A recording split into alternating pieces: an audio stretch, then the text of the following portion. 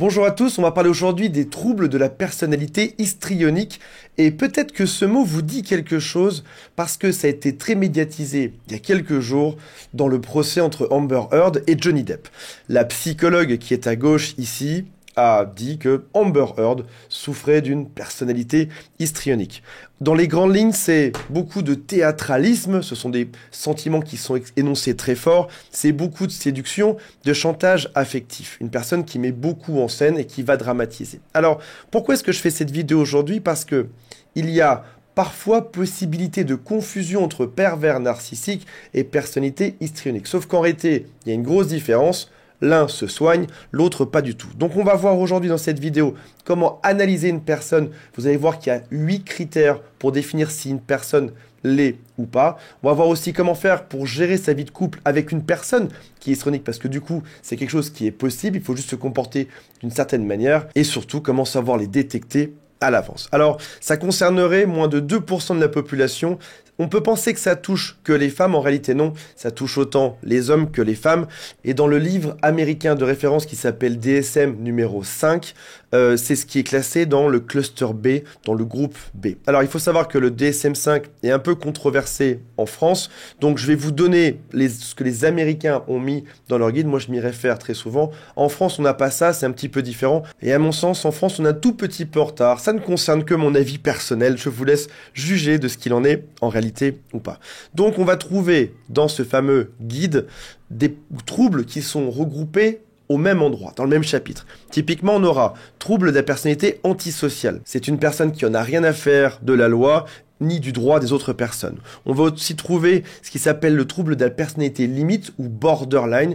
Typiquement, en français, quand vous dites « waouh, lui, je pense qu'il est un peu borderline », c'est exactement ça. C'est exactement comme l'expression française. Ce sont des personnes qui seront dans des pensées extrêmes, qui vont être instables dans leur image et qui auront des comportements qui peuvent être dangereux pour eux et pour les autres autour. On en arrive aux deux qui nous intéressent, qui sont dans cette même catégorie. La personnalité histrionique, c'est une personne qui a un besoin d'attention permanent et la séduction est un besoin qu'on peut retrouver un peu chez les pervers narcissiques. Et dernière pathologie, ce sont les personnalités narcissiques avec un degré exagéré de mégalomanie, besoin d'admiration et un grand manque d'empathie. Donc même en lisant ces deux troubles, on peut voir qu'il y a quelques petites ressemblances, mais la création de ces deux types de personnalités et surtout leur traitement est totalement différent par la suite. Alors, avant de voir ensemble les 8 critères pour définir si une personne est histrionique ou pas, je vous rappelle que vous pouvez vous abonner à cette chaîne, de plus en plus nombreux. On a fêté les 100 000 abonnés il n'y a pas très longtemps. Il y a aussi un quiz qui s'appelle « Est-ce que cette personne est perverse narcissique ou pas ?» Le lien est juste au-dessus. Et si votre cas est particulier, contactez mon équipe. Il y a un lien pour prendre rendez-vous dans la description de cette vidéo. Pour définir une personne comme étant histrionique, il faut qu'il y ait au moins 5 critères sur les 8 qu'on va voir ensemble. Je vais vous donner aussi des exemples qui correspondent aux points qu'on va voir ensemble. C'est une personne qui a besoin d'être au centre de l'attention en permanence. Et si jamais ce n'est pas le cas, elle n'est pas du tout à l'aise. On va voir qu'elle est gênée, elle va chercher à faire différemment, à parler un peu plus fort. Par exemple, il y a une soirée, cette personne arrive dedans et elle va venir saluer tout le monde ou voir tout le monde dans les yeux pour se faire remarquer, pour montrer qu'elle est là. Ou alors il y a une réunion, cette personne va arriver et va venir scanner chaque personne, va venir lui parler ou lui accorder un peu d'attention pour avoir cette attention en réponse. Si jamais vous êtes à quelques amis en train de parler ensemble et que cette personne arrive, elle va vite créer un drame. Par exemple, vous parlez de quelque chose, la personne histrionique arrive, elle ne sait même pas de quoi ça parle, elle va te dire ce projet ne marchera jamais, c'est n'importe quoi, tout le monde dit ça, et en fait l'autre ne sait même pas de quoi ça parle, mais a besoin d'attirer l'attention à lui, ou dire que lui il a vécu quelque chose mais bien pire que ce dont nous on est en train de parler. Deuxième critère, ce sont des personnes qui peuvent séduire de manière provocante et surtout de manière très inappropriée. Tu vas avec cette personne chez le boulanger, chez le boucher, et ton histrionique commence à draguer le boucher ou le boulanger. Tu comprends pas pourquoi, tu sais bien qu'en plus, il n'y a aucune chance qu'ils soient intéressés ou qu'ils soient ensemble, mais l'histrionique a besoin de séduire de manière exagérée. Ils vont utiliser leur apparence physique, ils sont très préoccupés par leur image, par l'image qu'ils renvoient aux autres, et tu peux avoir l'impression qu'il y a beaucoup de drague en permanence. En réalité, c'est juste pour attirer l'attention sur eux. Troisième critère, ce sont des émotions qui vont changer très vite et des émotions qui sont peu profondes. Tu commences à parler avec cette personne et tout d'un coup, elle fond en larmes, c'est la catastrophe, c'est le drame de sa vie n'a plus aucun sens. Et puis 5 minutes plus tard, cette personne rit aux éclats en disant qu'on est vraiment au top de notre vie, que c'est génial, que tout est merveilleux.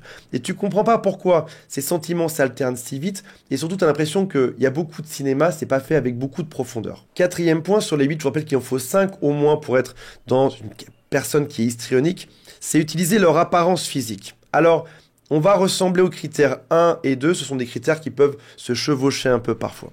Ce sera chez les femmes parfois des décolletés, ce sera une grande chevelure, ce sera des vêtements de marque, ce sera des bijoux avec des diamants qui sont gigantesques dessus ou une montre qui sera énorme, tout pour montrer à l'autre que c'est une personne importante.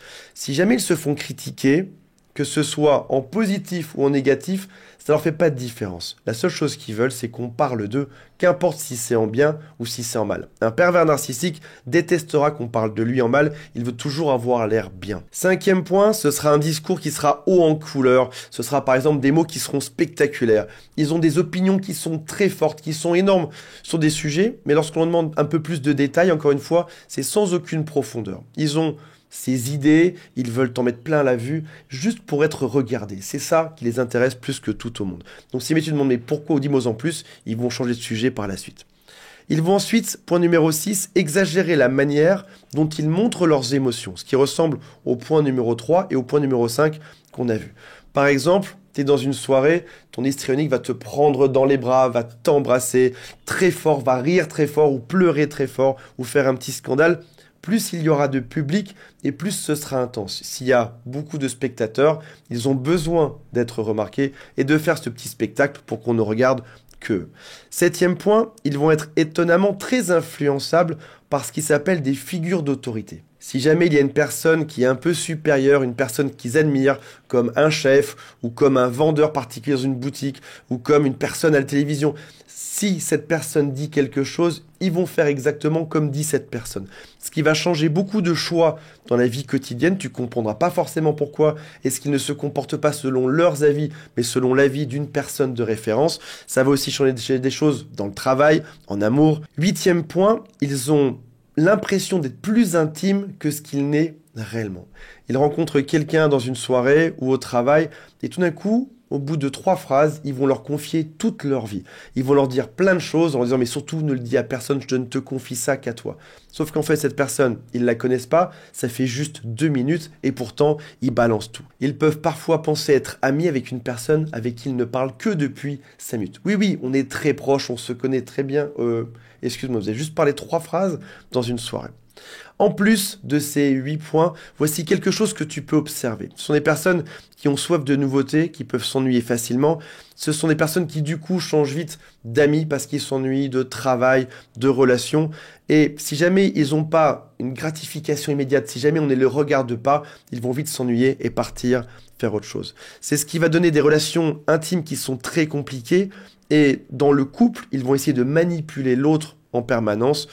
Et finalement, ils vont devenir dépendants également. Avant de voir comment ça se passe dans un couple avec une personnalité histrionique, je voulais juste rappeler qu'il y a ce qui s'appelle de la comorbidité. C'est des choses additionnelles. Donc, tu peux être histrionique et antisocial, ça s'observe très fréquemment, et borderline, et narcissique, et dépressif. Comment repérer ces personnalités dans un couple? Souvent, ce sont des gens qui vont mettre le paquet au début, ils vont mettre le maximum pour séduire l'autre. Ils vont s'investir énormément en te faisant croire que c'est un miracle, que c'est le plus grand amour de leur vie, que c'est quelque chose qui est merveilleux. En réalité, ils ne se sont jamais investis et ils n'arrivent pas à s'investir dans une relation amoureuse. On a dit qu'ils étaient toujours superficiels, il y a peu de profondeur dans leurs sentiments. Ce sont des gens qui vont souvent fuir, qui ne vont pas se confier, pas se dévoiler et les relations intimes deviennent à terme peu fréquentes. L'autre est même presque dégoûté et du coup, il va souvent te manipuler ou trouver des excuses pour ne pas avoir à le faire et éviter les relations intimes.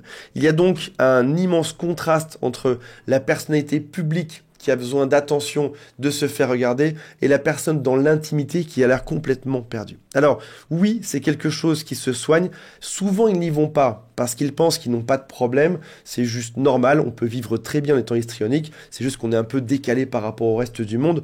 Mais lorsqu'on les convainc, ils arrivent à y aller et puis à changer. Ce sera souvent des thérapies par la parole pour leur montrer qu'ils n'ont pas besoin de séduire tout leur entourage pour être écoutés ni pour exister. Et donc, le thérapeute va leur apprendre à communiquer de manière moins dramatique et surtout gérer l'estime d'eux-mêmes. Arrive à trouver confiance en soi, savoir qu'on n'a pas besoin de séduire tout le monde pour être admiré, pour survivre, et donc ça peut se soigner. Voilà mes amis, j'ai extrêmement hâte de lire vos commentaires sur ce sujet et on se retrouve prochainement. Salut à tous, bye.